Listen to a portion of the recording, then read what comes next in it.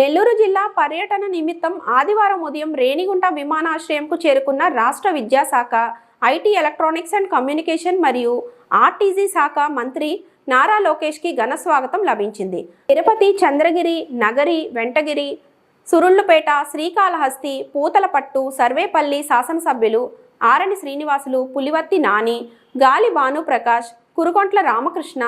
నెలవలి Vijayasri, Bojjala Sudheer Reddy, Muralimohan, Somireddy, Chandramohan Reddy, Chittoor parliament సభ్యులు Daggumalla Prasadarao, parliament అధ్యక్షుడు నరసింహ యాదవ్, రాష్ట్ర media coordinator Sridhar Varma,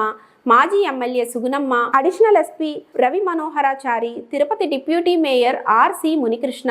Narasimha Yadav, Kalahasti RDO Bhanuprakash Reddy, జిల్లా విద్యాశాఖ సారి కేవీఎన్ కుమార్, రేణిగుంట తహసీల్దార్ సురేష్ బాబు, ప్రజాప్రతినిధులు, మంత్రివర్యులకు స్వాగతం పలికారు. అనంతరం మంత్రివర్యులు రేణిగుంట విమానాశ్రయం నుండి నెల్లూరుకి రోడ్ మార్గాన బయలుదేరి వెళ్లారు.